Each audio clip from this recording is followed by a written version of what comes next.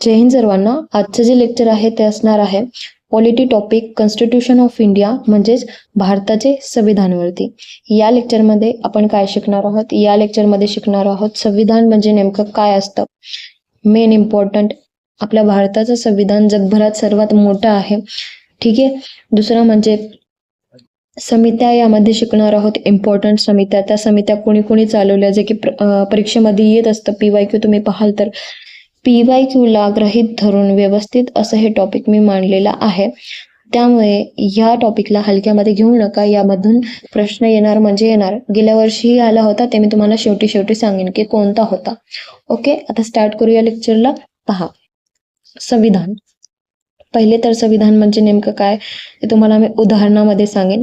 समजा एक बिल्डिंग आहे.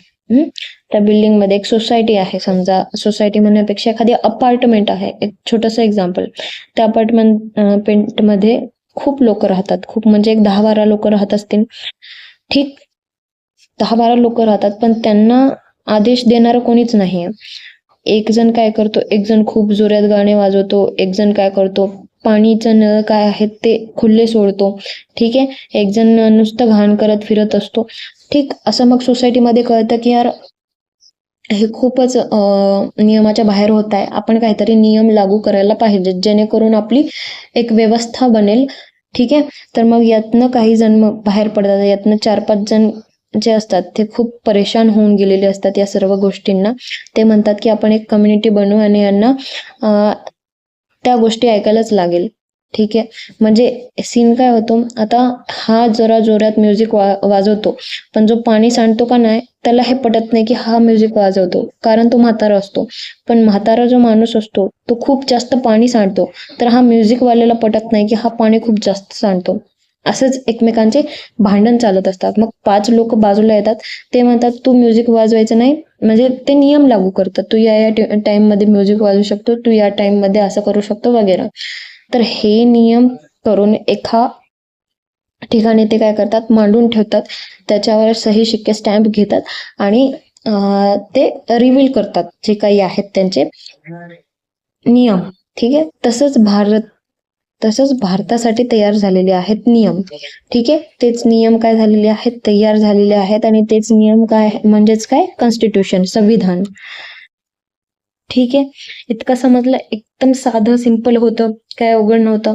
समजलं असेल तर नेक्स्ट जाऊया. पहा, त्याचे स्वरूप ते सांगितलेलं आहे मी तुम्हाला. भारताचे संविधान कसे असते, एक रिजिड आणि पार्टली फ्लेक्झिबल असतं. रिजिड आणि फ्लेक्झिबल म्हणजे काय, कधी नियम घट्ट करता येतील आणि कधी नियमांना एकदम स्मूथली सोडता येतील, अशा गोष्टी यामध्ये आहेत. आता एक एक्झाम्पल सांगेन. ओके, समजा खूप जास्त लोकांचा जमाव झाला आणि ते आंदोलन करत आहेत की आम्हाला एक गोष्ट हवी आहे आणि ती तुम्ही द्या. ठीक आहे. तर ते एक फ्लेक्झिबिलिटी आहे. आपल्या देशाची एक खासियत आहे की असे लोक जमा होऊन आंदोलन करू शकतात. हीच गोष्ट नॉर्थ कोरियामध्ये झाली तर काय होणार तुम्हाला माहितच आहे. किम जोंग हुन काय त्यांचं नाव, त्यांचं म्हणता येणार नाही. डेंजर व्यक्ती आहे तो नॉर्थ कोरियाचा. तर कुठलाही काही वाकडं तिकडे बोललं की लगेच त्याला शूट करतात, त्याला लगेच मारून टाकतात. असा सीन आहे तिकडे. पण इथे आहे का ते, तर यालाच फ्लेक्झिबिलिटी म्हणतात. आणि रिजिडिटी केव्हा येते, जर खूप जास्त प्रमाणात लोक येत आहेत आणि त्याच्यामुळे आपल्या देशाचं नुकसान होत आहे, म्हणजे कुठलंही आर्थिक म्हणा किंवा कुठल्याही कम्युनिटीचं नुकसान होत असेल, तर त्याला हाही घालता येतो. म्हणजे लाठीमार होते, पोलीस लाठीमार करतात, तर त्याला काय म्हणतात, रिजिडिटी. ठीक आहे. अंशतः ताठर, अंशतः लवचिक आहे आपलं संविधान. ठीक आहे. समजलं तुम्हाला. पहा, आता पुढे काय आहे की संविधानाची सुरुवात केव्हा झालेली आहे. तर संविधानाची परंपरा प्रॅक्टिकली पाहायला गेलं तर USA पासून झालेली आहे. केव्हा झालेली आहे, 1787 मध्ये. माझ्या बॅकग्राऊंडला खूप आवाज येत असेल तुम्हाला, त्यासाठी सॉरी. थोडस घरी आहे मी आज आणि धिंगाणा जाम करतात हे घरचे लोक. सगळेच बडबड जाम करतात. तर असो, तर संविधानाची परंपरा USA पासून झालेली आहे प्रॅक्टिकली. आणि आपण असं पाहायला गेलं तर USA ने रिटर्न संविधान आणलेलं आहे. 1887 मध्ये. अनरिटर्न म्हणजे अलिखित संविधान कोणी आणला होता, 1215 मध्ये ब्रिटनने आणला होता, म्हणजेच युकेने आणला होता. ठीक आहे. किंवा 1215 मध्ये. त्याला काय म्हणतात? Magna carta of the world म्हणतात.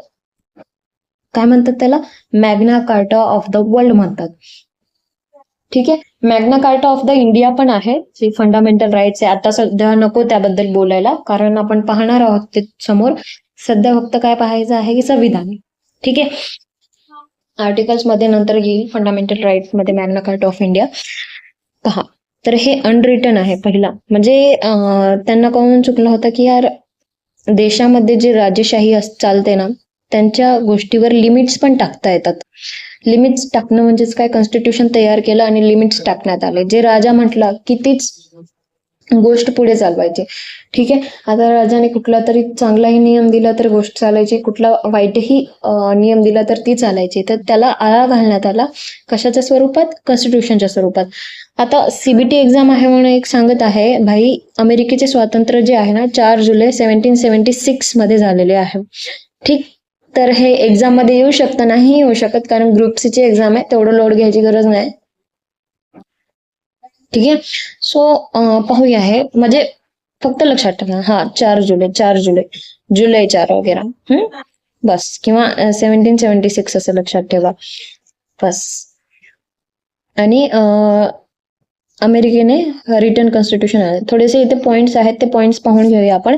साम्यवादी म्हणजे नेमकं काय? साम्यवादी म्हणजे इंग्लिशमध्ये थोडं सांगेन की source or means of production control by government. म्हणजेच काय? आता हे चायनामध्ये असं आहे की source or means of production. आता पहा, एखादं ऍग्रिकल्चर आहे, तर त्याचं जे सोर्स आहे, त्याचे जे काही प्रोडक्शन आहे, ते कोणाच्या अध्यक्षतेखाली होणार? तर ते साम्यवादी देशाच्या. त्यालाच साम्यवाद म्हणतात. तर ते चायना असं साम्यवादी देश आहे. ऑलिगार्किक काय आहे? पहिले मोनार्किक पाहू. मोनार्किक जरा इंटरेस्टिंग आहे. मोनार्किक म्हणलं की नॉर्थ कोरिया लक्षात ठेवायचा. एकदम नॉर्थ कोरियाला डोळ्यासमोर आणायचा. म्हणजे जो काही किंग असतो, राजा चालवतो राज्य, त्याला काय म्हणतात? मोनार्किक. तुम्ही म्हणाल आत्ताच्या जगामध्ये राजा चालवतो का राज्य? हा, यस, चालवतो. तो किंग जोंग हुन एक राजा आहे. ठीक आहे.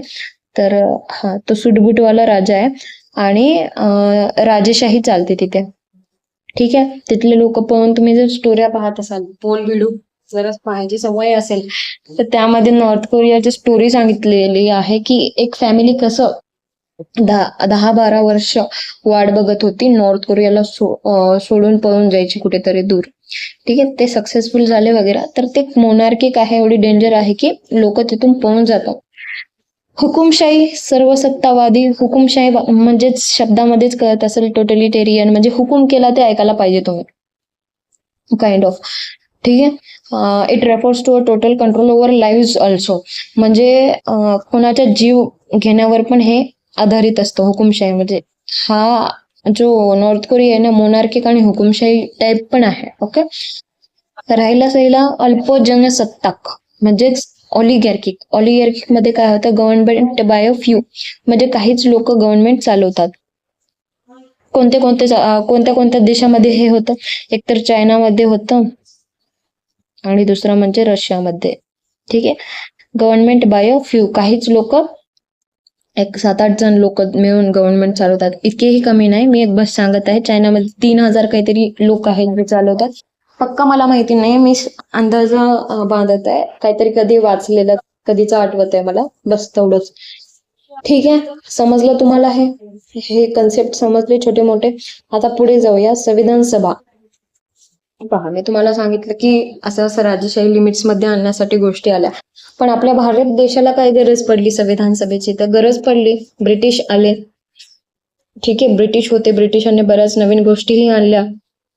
त्यामध्ये संविधानी आपल्या काय म्हणतात ते, आपले जे आंदोलनकर्ते होते त्यांना कळण्यात, म्हणजे समजत होतं की हा संविधान आहे, अशा गोष्टी होऊ शकतात. म्हणजे एकाच्याच हातात गोष्ट दिली जाऊ शकत नाही. खूप अशी कम्युनिटी बनवू शकते, ज्यामुळे लोकांचं भलं होऊ शकतं. आणि या कन्सेप्टमध्ये मी तुम्हाला सांगायचं विसरलेच की आपला भारत देश कोणत्या टाईपचा आहे. म्हणजे साम्यवादी आहे, अल्पजनसत्ताक आहे, टोटलिटेरियन आहे की डेमोक्रेटिक आहे? सांगा बरं. संविधान सभा. तर काय बोलत होते मी यार?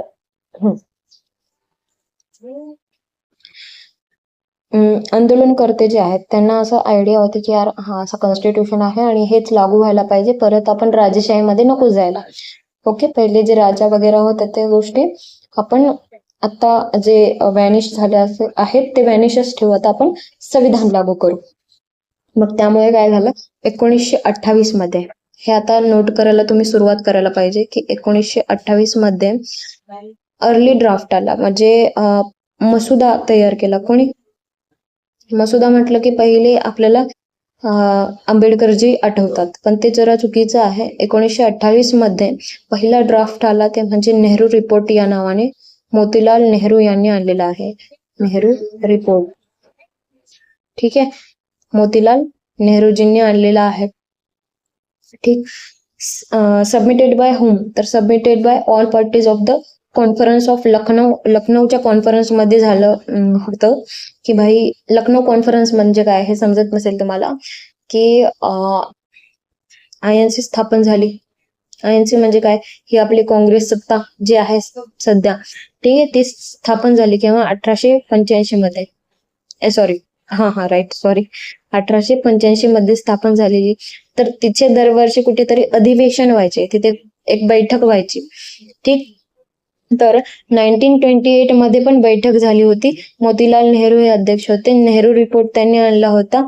ठीक आहे, आणि ते कुठे झाला, लखनौ मध्ये झाला. हे प्रश्न येतात. लखनौ हा लकवाला होता. जिथे जिथे लखनौ मध्ये झालेले आहेत ना जे काही अधिवेशन, जर असं लकवालेच होते असं मला म्हणायचं आहे. का तर पुढे समजेल तुम्हाला, 1917 किंवा 16 वाला तुम्हाला एक लखनौचं अधिवेशन माहित असेल, तर त्यामध्ये INCचा जो गट पडला होता, भांडण झाली होती जहाल मवाळांची, तेही एकजूट झाली होती. सोबतच मुस्लिम लीग सोबत जे काही तांडव झाला होता तोही त्या टाइम मध्ये एक झाला.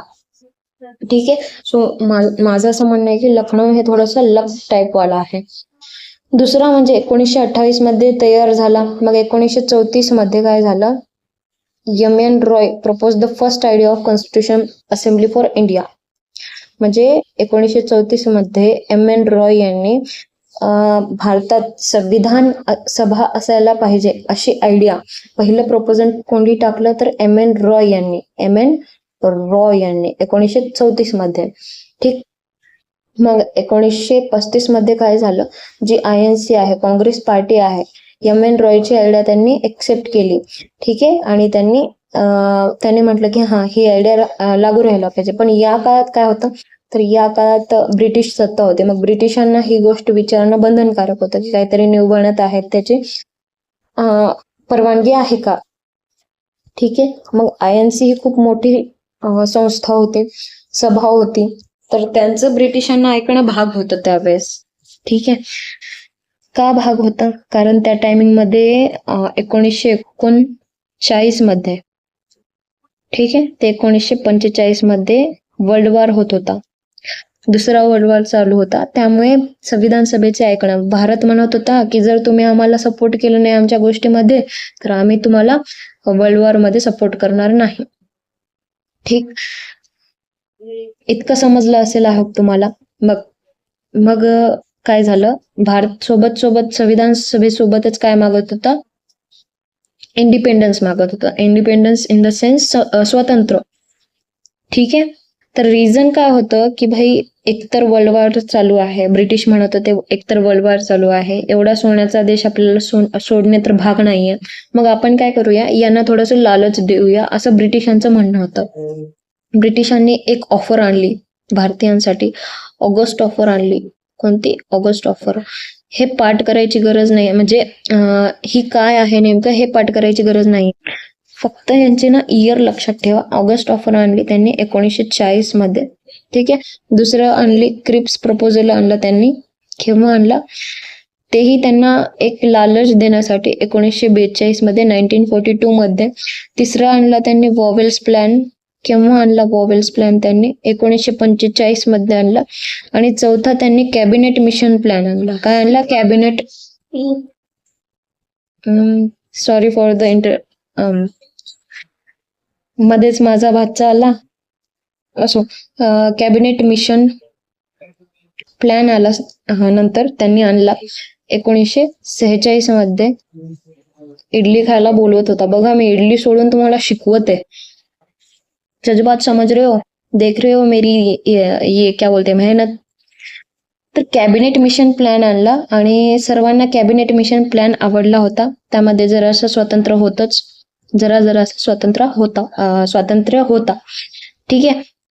यामध्ये कोण कोण होते, तर यामध्ये ब्रिटिश, लक्षात ठेवा कोण कोण होते. पॅथिक लॉरेन्स जे की चेअरमॅन होते, स्टॅफोर्ड क्रिप्स होते आणि एव्ही अलेक्झांडर होते. ठीक आहे. हे तिघे होते. यावरती प्रश्न येऊन गेलेले आहे. Find the odd man out as a exam मध्ये, की यातलं कॅबिनेट मिशन प्लॅन मधून कोण व्यक्ती नव्हता. या तिघांची नावं होते ऑप्शन मध्ये, एक ऑप्शन देऊन, आणि चौथा वेगळाच होता, त्याला आपण टिक करायचं काम होतं. ठीक आहे. आता मी काय करते, थोडंसं ब्रेक घेते, इडली खाऊन येते. किती वेळ झाला? 15 मिनिट झाले. हा, तर आता माझा नाश्ता बिष्टा झालेला आहे. पुढे जाऊया आपण. कॅबिनेट मिशन प्लॅन बद्दल बोललो आपण. कॅबिनेट मिशन प्लॅनच्या अगोदर त्यांनी एक आयडिया दिलेली, कुठली? डॉमिनियन स्टेटसची. कोणी? ब्रिटिशांनी. डॉमिनियन स्टेटस म्हणजे काय? आता पहा, हे आहे स्वातंत्र्य, हे आहे ब्रिटिश राजवट, म्हणजे ब्रिटिशांचा जे काही होता आपला प्रभाव देशावरती तो, आणि हा जो मधला मार्ग आहे ना, ते डॉमिनियन स्टेटसचा मार्ग होता. तर यामध्ये असं होतं की भाई, तुमचे जे काही गव्हर्नमेंट तुम्ही चालवणार ते चालवा तुम्ही. ब्रिटिशांचं काय म्हणणं पहा, गव्हर्नमेंट चालवणार तुम्ही चालवा, फक्त ना तुम्हाला जे काही काम करायचे असतील मोठे मोठे, तर ते तुम्ही ब्रिटिशांची सही घेतल्याशिवाय तुम्ही करू शकणार नाही, असा त्यांचा हात होता. एक काइंड ऑफ हात होता ब्रिटिशांचा आपल्या डोक्यावरती. पण ते जमणार नव्हतं. INC म्हणजेच जे आपली नॅशनल काँग्रेस आहे, तिने ह्या गोष्टी नाकारल्या. नाही, आम्हाला पूर्ण स्वराज पाहिजे असं त्यांचं मत होतं. पण त्यांना हे डॉमिनियन स्टेटसची आयडिया आलीच कुठून? पहिले तर कॅनेडियन अँड ऑस्ट्रेलियन असंच केलं होतं की त्यांनी अगोदर डॉमिनियन स्टेटस घेतलं, नंतर पूर्ण स्वातंत्र्य मिळालं होतं त्यांना. पण मेन म्हणजे काय सीन झाला होता, 1928 मध्ये नेहरू रिपोर्ट आला होता का नाही, तेव्हा नेहरूजींनी, म्हणजे मोतीलाल नेहरू, जे जवाहरलाल नेहरू यांचे वडील आहेत, त्यांनीच म्हटलं होतं की आम्हाला डॉमिनियन स्टेटस द्या. ठीक आहे. पण हे ऐकून कोणाला पटलं नाही या गोष्टी? दोन व्यक्तींना पटलं नाही. ते म्हणजे आपले जवाहरलाल नेहरू, म्हणजे त्यांचेच पुत्र, आणि दुसरे म्हणजे सुभाषचंद्र बोस. यांना ही गोष्ट पटली नव्हती. मग ते पूर्ण स्वराज्याची मागणी करायला लागले. ठीक, इतकं समजलं तुम्हाला? आय होप तुम्हाला इतकं समजलं असेलच. तर हे कॅबिनेट मिशन प्लॅनचा असा सीन होता वगैरे. ते तुम्ही कॅबिनेट मिशन प्लॅनचा असा वेगळा व्यवस्थित लिहा, आणि त्या खाली काय लिहायचंय, ते जे तीन ब्रिटिशचे नाव दिलेत ना मी, Pethick Lawrence, Stafford Cripps and AV Alexander, ज्याच्यामध्ये पॅथिक लॉरेन्स चेअरमॅन होता, तर त्यांचे नाव लिहा तुम्ही. ठीक आहे. असो, आता नेक्स्ट पहा, इंटेरियम गव्हर्नमेंट. त्या अगोदर ना हे पण झाल्या होत्या निवडणुका. ठीक आहे. त्या निवडणुकाचे म्हणजे प्रोव्हिजन्स वडेवर आहेत ते पाहायची गरज नाही, जे की एक्झाम मध्ये येत नाही. ग्रुप सी च्या एक्झाम मध्ये येणार नाही, ग्रुप बी च्या येऊ शकतं. जेव्हा बी ची एक्झाम आली ना, तेव्हा आपण पाहूया. इंटेरियम गव्हर्नमेंट, अंतरिम गव्हर्नमेंट, पहा काय म्हणत आहे. म्हणजे काय, तर तात्पुरते सरकार इन सेन्स पहा, केव्हा आले तात्पुरते सरकार?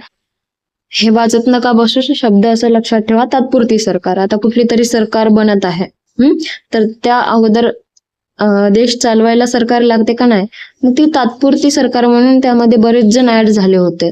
तर ते कोण कोण आपण ते पाहणार आहोत. पहिले तर तात्पुरती सरकार ही कोणत्या काळात होती, हे डेट्स लक्षात ठेवा. 2 सप्टेंबर पासून, 2 सप्टेंबर बरं का, 2 ऑक्टोबर नाही, नाहीतर गांधीजीचा बर्थडे लक्षात ठेवाल. 1946 ते 15 ऑगस्ट 1947, जेव्हा आपला भारत स्वतंत्र झाला. सोबतच काय झालं, पाकिस्तानची निर्मिती झाली. ओके. तर ह्या काळात काय होती, इंटेरिम सरकार, अंतरिम सरकार, तात्पुरती सरकार होती. ठीक आहे. यामध्ये कोण कोण होते, तर चालवणारे प्रेसिडेंट म्हणून, म्हणजे पंतप्रधान म्हणून कोण होता? शेवटी लॉर्ड माउंटबॅटन होता. Lord Mountbatten. ठीक आहे. हे विचारतंय ह्याच्याबद्दल, त्यामुळे ते एक लक्षात ठेवा. दुसरं म्हणजे व्हाईस प्रेसिडेंट म्हणून कोण होते? आपले जवाहरलाल नेहरूजी, INC चे. ठीक, बस हे एक लक्षात ठेवा, झालं. बाकी कायच लक्षात नका ठेवू. दुसरा म्हणजे ऑब्जेक्टिव्ह रिझोल्युशन्स, उद्दिष्टांचा ठराव. काही काही ऑब्जेक्टिव्ह रिझोल्युशन मांडण्यात आले होते. कोणाच्या हस्ते? तर जवाहरलाल नेहरूंच्या हस्ते. बस इतकंच लक्षात ठेवा. ऑब्जेक्टिव्ह रिझोल्युशन कोणी आणले होते? जवाहरलाल नेहरूजींनी आणले होते. केव्हा आणले? 13 डिसेंबर 1946 मध्ये आणले होते. 1946 मध्ये. केव्हा ऍक्सेप्ट करण्यात आले संविधान सभेकडून? 22 जानेवारी 1947 मध्ये ऍक्सेप्ट करण्यात आले होते. ही डेट इतकी इम्पॉर्टंट आहे ना, तितकीच की जर तुम्हाला सिलेक्शन पाहिजे असेल तर अशा डेट्स लक्षात ठेवणं इम्पॉर्टंट असतं. ठीक आहे, तर ही डेट खूप इम्पॉर्टंट आहे. 13 डिसेंबर 1946 मध्ये आणला होता, पण एक्सेप्ट केव्हा झाला, अडॉप्ट केव्हा करण्यात आला? 22 जानेवारी 1947 मध्ये. ठीक आहे, तर ठीक आहे भाई साहब. हा, आता आपली ड्राफ्टिंग कमिटी किंवा आपलं जे काही काय म्हणतात त्याला, संविधान सभा आहे ना, ती निर्माण करण्यासाठी काही कमिट्या तयार झाल्या होत्या, वेगवेगळ्या कमिट्या. ठीक आहे, तर त्या कमिट्या कोणकोणत्या आपण पाहून घेऊया. 8 मुख्य कमिटी होत्या आणि 22 म्हणण्यापेक्षा 22 चुकीचं येते, मी गुगल वरून घेतलं असेल. तर 8 मुख्य होत्या, 13 मेजर होत्या. त्या 13 आणि 8 आपण पाहून घेऊ, जे की एक्झाम मध्ये फेवरेट आहे त्यांचं. त्याच्या अगोदर ड्राफ्टिंग कमिटी पाहून घेऊ. सर्वांच्या अगोदर ड्राफ्टिंग कमिटी पाहून घेऊ, ते तुमच्या जास्त लक्षात राहायला पाहिजे, इम्पॉर्टंट आहे.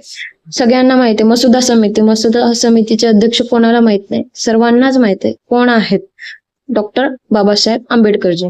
ठीक आहे, ते चेअरमॅन होते ड्राफ्टिंग कमिटीचे. त्यांना काय म्हणण्यात आलं त्यावेळेस? मॉडर्न मॅन किंवा मॉडर्न मनुष्य. मनुष्य म्हणतात, पण असं युपी साईडचे लोक मनू म्हणतात, मनू. ओके, काहीही येऊ शकतं एक्झाम मध्ये. छोटे शब्द तुम्ही असं गृहीत नका धरू. ठीक, आता ड्राफ्टिंग कमिटीमध्ये म्हणजेच मसुदा समिती केव्हा सेटअप झाली होती? तर 29 ऑगस्ट 1947 मध्ये सेटअप झाली. 1947 मध्ये. त्यामध्ये किती व्यक्ती होत्या? 7 व्यक्ती होत्या. ठीक आहे, चेअरमॅन कोण होते? ऑफकोर्स डॉक्टर बाबासाहेब आंबेडकरजी होते. त्यांच्या सोबतच कोण कोण होते? अल्लाडी कृष्णस्वामी अय्यर. ठीक आहे, मी डिक्टेट करते, तुम्ही लिहून घ्या. अल्लाडी कृष्णस्वामी अय्यर, एन गोपालस्वामी अय्यंगर, मोहम्मद सदादुल्ला, BL मित्तर जे आहे ना, BL मित्तर, माधवरावला रिप्लेस केलं होतं. कसं लक्षात ठेवाय? मित्र या शब्दामध्ये कसं आपला श्रीकृष्ण जे आहे ते मित्र असतो. ठीक आहे, मित्र असतो आणि श्रीकृष्णालाच माधव पण म्हटलं जातं, तर मित्र असं लक्षात ठेवू शकता. DP खैतन, त्यांनी कोणाला रिप्लेस केलं होतं? TT कृष्णमाचारीला रिप्लेस केलं होतं. TT बरं का, GT नाही. TT वेगळे होते कृष्णमाचारी आणि GT वेगळे होते. TTचे इंजेक्शन वाला TT कृष्णमाचारी. कसंही लक्षात ठेवा, पण लक्षात ठेवा. आणि इम्पॉर्टंट अजून एक KM मुन्शीजी होते. ठीक आहे, किती लोक होते? 7 लोक होते. ड्राफ्टिंग कमिटी झाली. आता ह्या एक कमिट्या आहेत, एक साइडला मी इंग्लिशमध्ये दिलं आहे, एक साइडला मराठीमध्ये दिलं आहे. युनियन पॉवर्स कमिटी होती. युनियन पॉवर्स कमिटीमध्ये जेव्हा पण युनियन असा शब्द आला का नाही, त्यामध्ये जवाहरलाल नेहरूजींचं नाव लक्षात ठेवायचं, कारण त्याचे हेड जवाहरलाल नेहरूजी होते. युनियन पॉवर कमिटीचे हेड कोण होते? जवाहरलाल नेहरूजी. संघ अधिकार समितीचे अध्यक्ष JNG होते.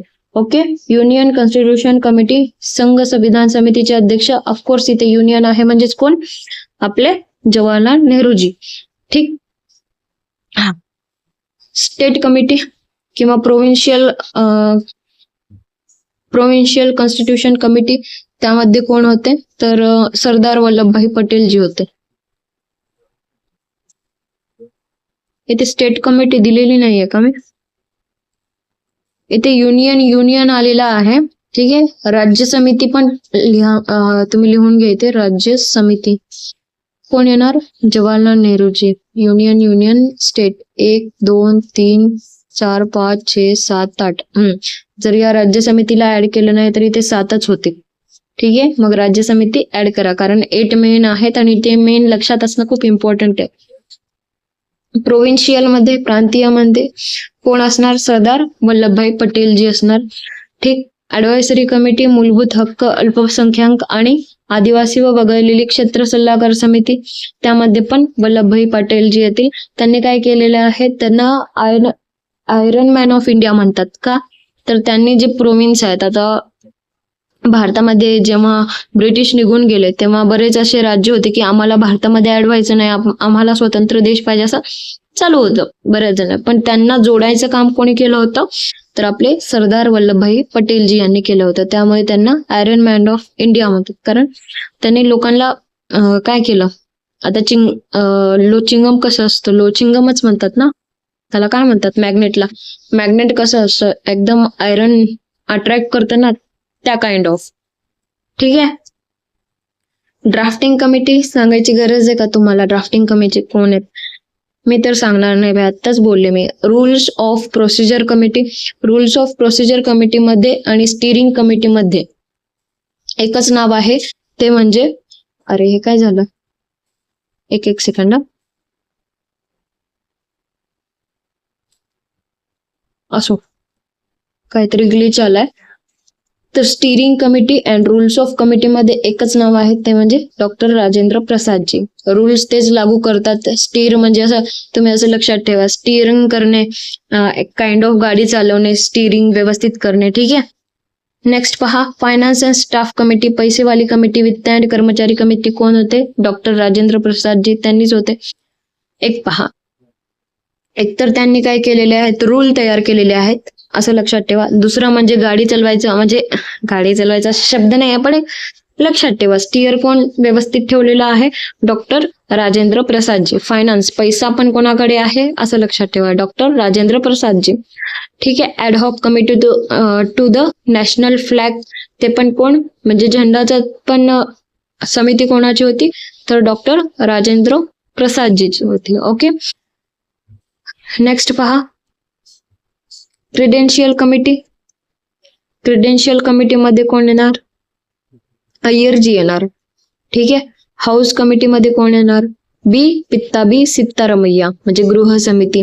कमिटी ऑन चीफ कमिशनर, हे सर्व पाठ असणं खूप इम्पॉर्टंट आहे. ओके. मुख्य आयुक्तांना प्रांताची समिती, भी पत्ताबी सित्तारमैया.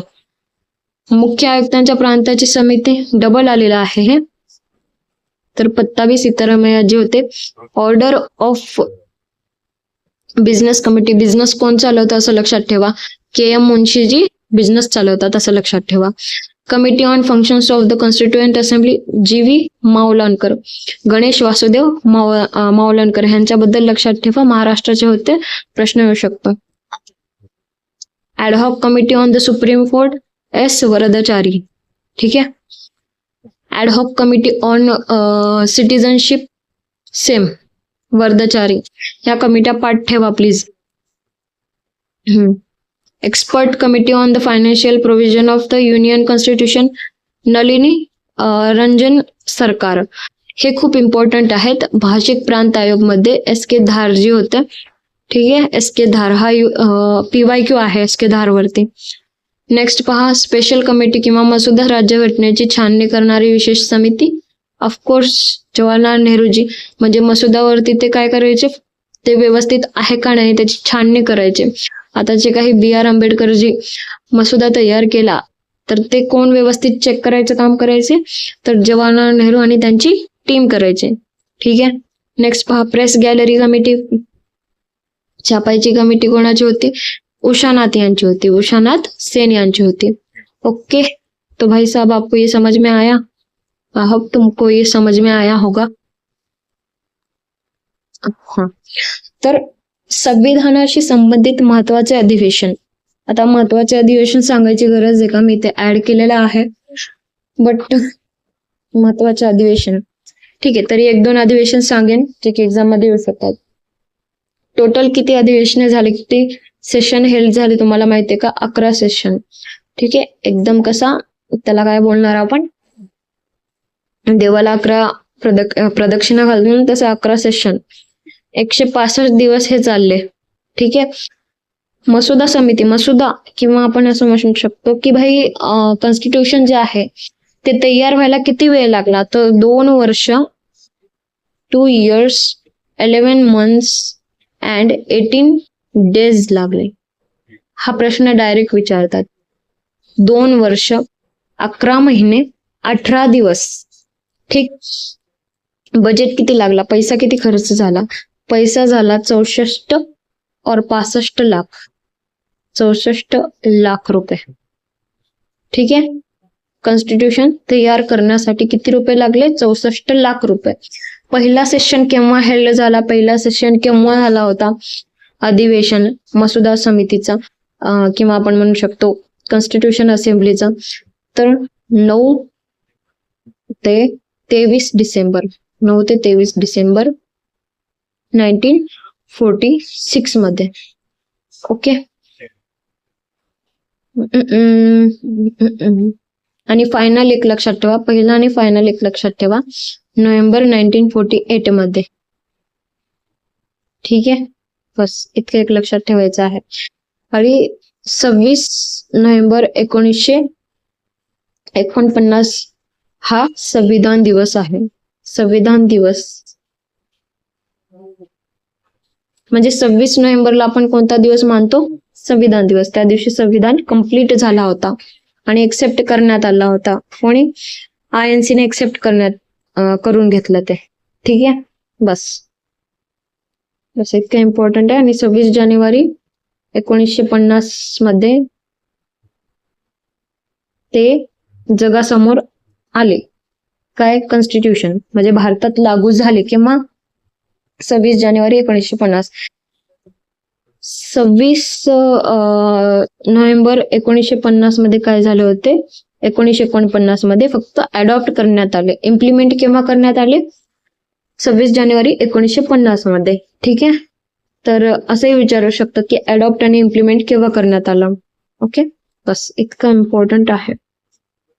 बाकी काही डाऊट आहेत का तुम्हाला, असतील तर विचारू शकता तुम्ही कमेंटमध्ये. ठीक, पण फंक्शन पण पाहून घेऊया आपल्या संविधान समितीने किंवा संविधानाचे फंक्शन. आता संविधान तयार झाला, केव्हा झाला, कोणते डेट्स वगैरे, सेशन कधी आले, ठीक आहे, अध्यक्ष कोण होते, कोणत्या कोणत्या समित्या तयार झाल्या, हे सर्व आपण पाहिलेले आहेत. पण इम्पॉर्टंट काय आहे, इम्पॉर्टंट असं आहे की कोणी लिहिले वगैरे. ठीक आहे, कोणी इंग्लिशमध्ये लिहिलं, कोणी मराठीमध्ये लिहिलं, त्यामध्ये अजून कोण कोण ऍडवायझर कोण होते तर ते पाहू. आता पहा, ऍडवायझर कोण होते असं विचारलं, संविधानाचे ऍडवायझर तर BN राव होते. BN राव और रे विचारतात. ठीक आहे, आणि चीफ ड्राफ्टमॅन पण विचारतात, चीफ मसुदा अधिकारी असं काहीतरी. ठीक आहे, तर ते कोण होते तर SN मुखर्जी होते. ठीक आहे, SN मुखर्जी होते. टोटल किती लोकांनी मसुदा तयार झाल्यावर त्यावरती सह्या केल्या होत्या, म्हणजे कॉन्स्टिट्यूशन तयार झाल्यावर सह्या केल्या होत्या, टोटल 284 लोकांनी. किती, 284 लोकांनी. त्यामध्ये 15 ज्या होत्या त्या स्त्रिया होत्या. ठीक आहे, दुसरं म्हणजे जी कॅलिग्राफी होती, म्हणजे जे कॉन्स्टिट्यूशन लिहिलं कोणी, हाताने लिहिण्यात आलं होतं, तर ते कोणी लिहिलं, इंग्लिशमध्ये कोण लिहिलं आणि ते हिंदीमध्ये कोण लिहिलं हे पहा. तर इंग्लिशमध्ये विचारलं तर प्रेम बिहारी नारायण रायजादा. नारायण, माझा अक्षर काय समजत नसेल, रायजादा. हिंदीमध्ये विचारलं तर काय सांगणार, हिंदीमध्ये वसंत कृष्ण वैद्य. ओके, परत त्याला डिझाईन कोणी केलं होतं, त्याला सजवलं कोणी तर नंदलाल बोस यांनी. नंदलाल बोस. कसं लक्षात ठेवायचं, आता डिझायनिंग असं काहीतरी कलर मध्ये वगैरे लक्षात ठेवा. आणि कलर म्हटलं की लाल कलर. नंदलाल बोस आणि सिन्हा, एक बिहार सिन्हा होते, त्या दोघांनी मिळून, जास्त नंदलाल बोस यांचंच नाव येणार. ठीक आहे, आणि सेक्रेटरी कोण होते, सेक्रेटरी विचारलं तुम्हाला, सचिव तर काय सांगणार, HV अय्यंगर होते. HV अय्यंगर. आपलं जे कॉन्स्टिट्यूशन आहे ते खूप मोठं होतं, त्यामुळे ना ह्या कॉन्स्टिट्यूशनला हत्तीचं बळ असं म्हणू शकतो आपण. हत्तीचं बळ आहे म्हणून हत्तीचा एक सिम्बॉल देण्यात आला होता अशा टाईपचं, म्हणून असे दिसत होते. ठीक आहे, त्यावरचं जे कव्हर होतं ना त्या अशा काहींचा होता. ठीक, बस इतकं इम्पॉर्टंट. अजून काय सांगू तुम्हाला, जवळपास आता लेक्चर एंडच करेन मी. ज्यांनी सह्या केल्या होत्या त्यामध्ये इम्पॉर्टंट स्त्रियांचे नाव पण पाहून घेऊया आपण, जे कॉन्स्टिट्यूशन असेंब्लीचे मेंबर होते. एक म्हणजे राजकुमारी, हे तलाठीमध्ये विचारलंय त्यांनी, अमृत कौर. अमृत कौर हे काय पहिले फिमेल हेल्थ मिनिस्टर होत्या. हेल्थ मिनिस्टर कसं लक्षात ठेवा, आपलं शरीरच काय आहे, अमृत आहे. राजकुमारी अमृत कौर हेल्थ मिनिस्टर होत्या, पहिल्या स्त्री हेल्थ मिनिस्टर. सुचेता कृपलानी पहिल्या सीएम होत्या. ठीक आहे, फिमेल सीएम होत्या युपीच्या. अजून एक सरोजिनी नायडूजी, भारताची कोकिला असं म्हटलं जातं यांना. ठीक आहे, Nightingale of India. First governor होत्या, म्हणजे राज्यपाल होत्या, युपीच्याच होत्या, ऍज अ फिमेल राज्यपाल होत्या. ठीक आहे, सो इथपर्यंत इम्पॉर्टंट झालेले आहे असं मला वाटतं. बेसिक अजून थोड्याशा माहित्या घेऊया का आपण, की म्हणजे स्पीकर वगैरे कोण होते, नाही तेवढं इम्पॉर्टंट ते, पण तरी थोडंसं पाहिलं असतं तर बरं झालं असतं. प्रेसिडेंट कोण होते, राष्ट्रपती कोण होते, राजेंद्र प्रसाद होते. तात्पुरते कोण होते असं विचारलं तर सच्चिदानंद सिन्हा होते. सच्चिदानंद सिन्हा. आणि परमनंट कोण होते तर राजेंद्र प्रसाद हे होते. आपलं जे नॅशनल फ्लॅग आहे, आपलं जे झेंडा आहे भारताचा, ते केव्हा अडॉप्ट करण्यात आला होता तर 22 जुलै 1947 मध्ये. 1947 मध्ये. याच सोबत आपला काय 24 जानेवारी 1950 मध्ये, 1950 मध्ये जनगणमन सोबतच, यासोबतच